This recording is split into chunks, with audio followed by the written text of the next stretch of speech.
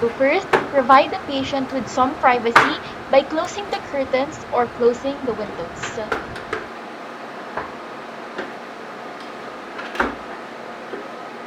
Then, make sure you observe the proper hygiene by washing your hands or sanitizing before going to the patient. Prepare the materials that will be used in the assessment. A pair of clean gloves, a tuning fork, a gauze pad, a tongue depressor, 2 pieces of index card, a nasal speculum, and a pen light. Hi sir, I'm Carmela, a student nurse of Bico University, and I'm here to assess your EENT or your eyes, ears, nose, throat, mouth, and the sinuses. Okay, so I already washed and sanitized my hand beforehand. I'll first inspect the patient's eyes. Can I touch your face, sir? Okay. So the patient's eyebrow is symmetrical and the hair is evenly distributed. Okay, so can you close your eyes and open them up for me? Close, then open. Okay, so the patient has no trouble in opening and closing the eye. Now, I'm going to proceed in palpating the lacrimal glands of the patient. Okay, so can I touch your face again? Okay, so just tell me if you feel any pain, okay? Can you feel any pain? Okay, so there seems to be no swelling. Everything is expected with the lacrimal gland. Now, I'm going to proceed with the bulbar conjunctiva and the cornea of the patient. So, can I ask you to look upward? Okay, so the patient's bulbar conjunctiva is transparent and there are white sclera showing through, which is just normal. And the cornea of the patient is also normal in size.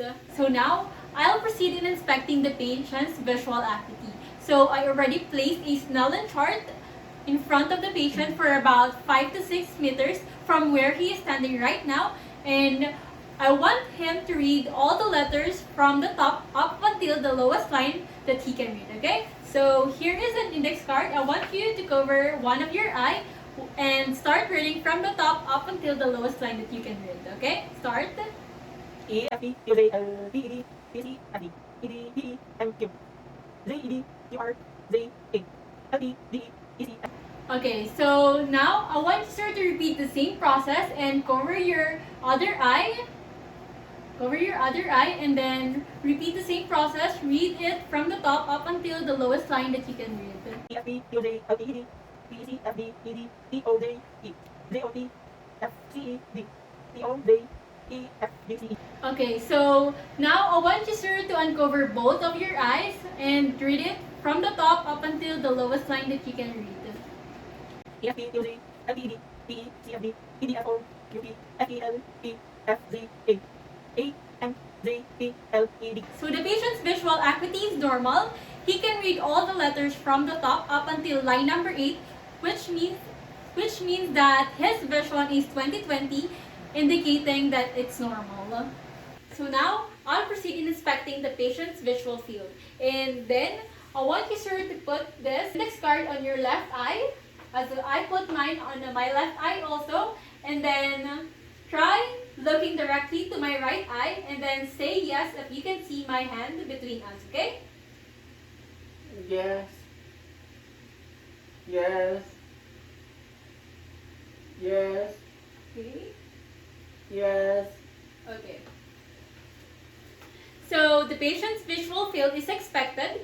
He can identify and see things in periphery, which is estimated for about 50 degrees angle upward, 90 degrees temporal, 70 degrees down, and 60 degrees nasal. Now, I'm going to proceed in assessing the extraocular muscle of the patient. Okay? So, I want you, sir, to stare at that object right in front of you as I'm putting a light in front of his eyes.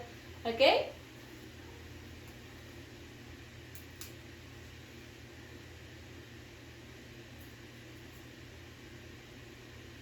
Okay? Now, can you sit up straight for me, sir? And then look ahead my nose as I block one of your eye. Okay? Look straight ahead my nose. Okay, on the left. Okay. So the reflection of light on both the patient's corneas is normal and both symmetrical and aligned in the same position. Also, the patient's uncovered eye is straight ahead, which is just normal. Now, the patient will follow the pen light, which is placed 30 cm far from his nose. Okay, so I want you to follow the pen light.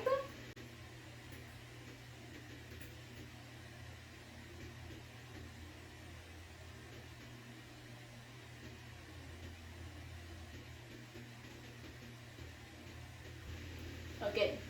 The patient's six muscles are normal and both the eyes are coordinated in unison and parallel alignment which moves smoothly. Also, there are no nystagmus or no white rim of sclera between the lid and the iris, as well as no abnormalities was found. Also, the upper eyelid continues to overlap with the iris superior part even during the downward movement. I'll now proceed to the papillary light reflex of the patient, and as you can see, I already darkened the room. Okay, so straight ahead. Okay. Okay, look straight. Okay, and now I'm going to shine a light through your eyes. Okay. Okay, and now again.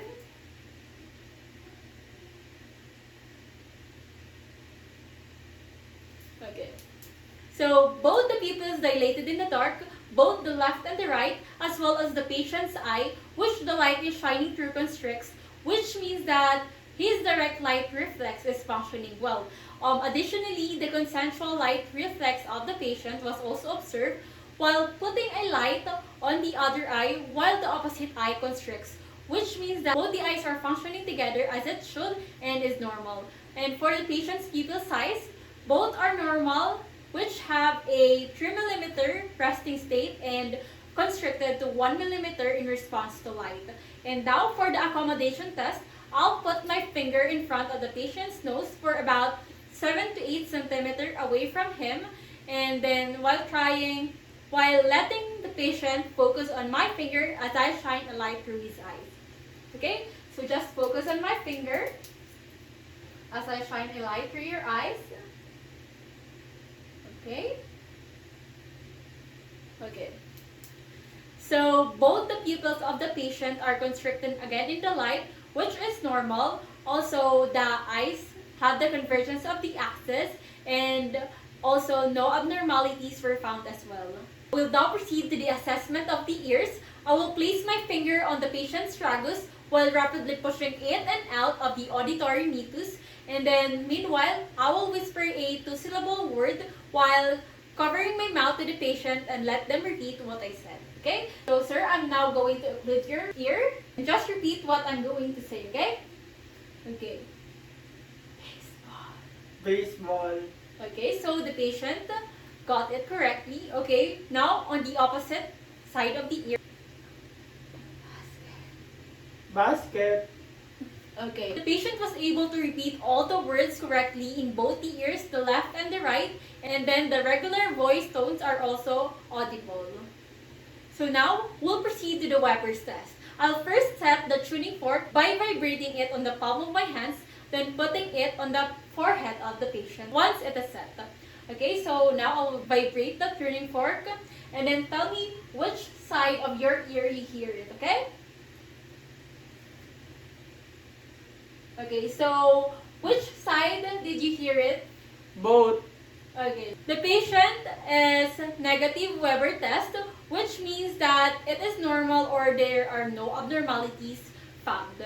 Next is the Rhine test. I'll first let the tuning fork vibrate by striking it again on the palm of my hand, and then once it was set, I will put it on the patient's mastoid process, and then once the client no longer hears the sound, he will give me a signal which I will change its location by putting the tunes 1 to 2 meters in front of the external auditory meatus. Okay, shall we start, sir?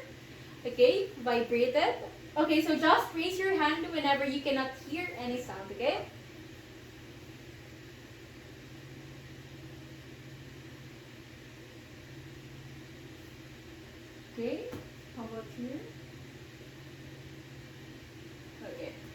now, I will repeat the same process on the other side of the ear. Vibrate.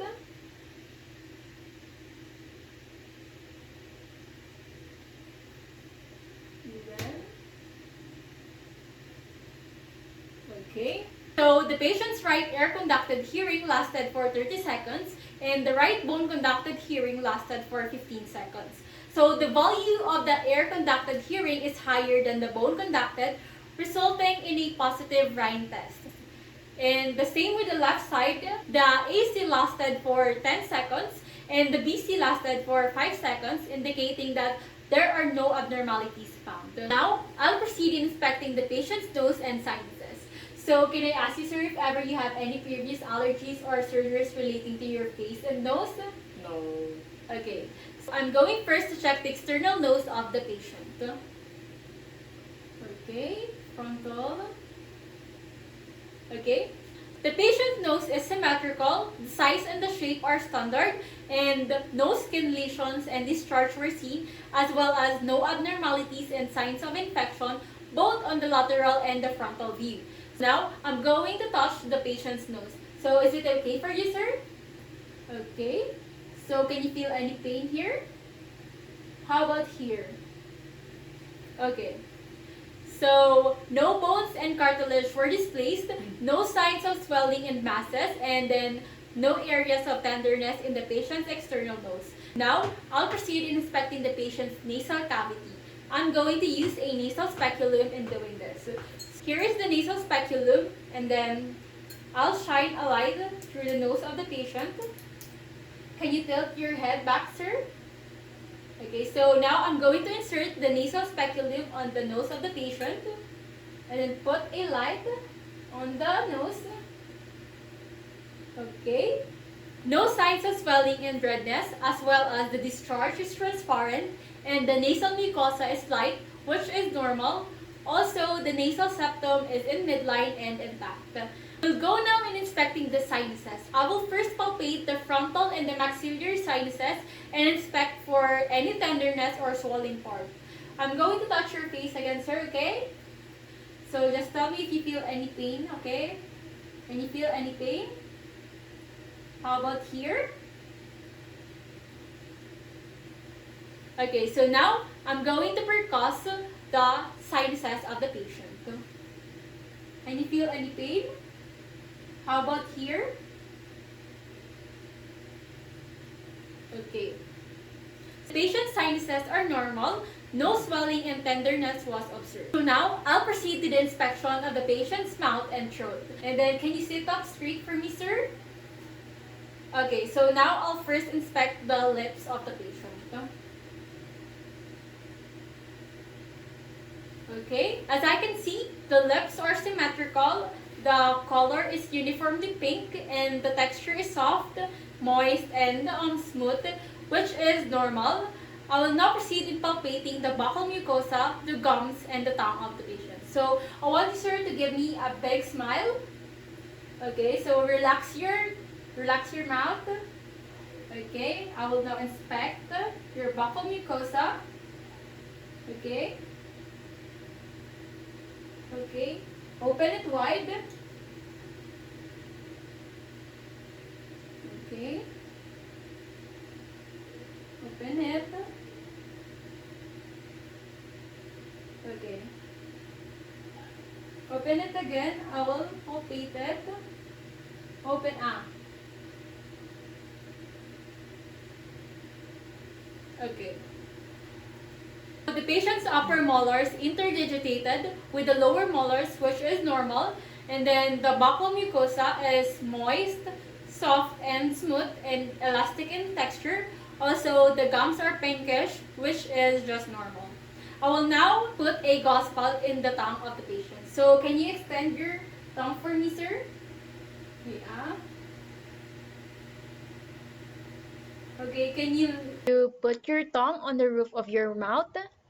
and then upward, downward, stick your tongue. Okay, so the patient's tongue is in center as well as its color is pinkish. It can also move smoothly from all the directions and the texture is slightly rough, and then no lesions, swelling, or tenderness was observed. Now, we go to inspecting the patient's teeth by probing them with a tongue depressor. Okay, open your mouth. Smile.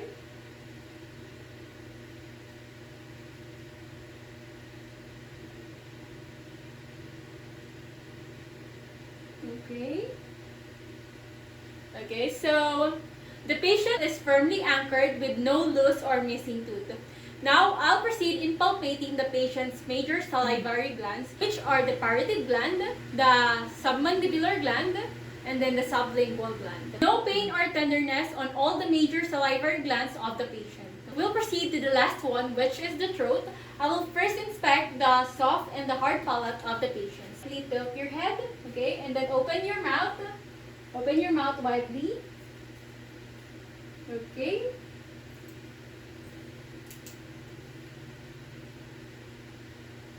Ah.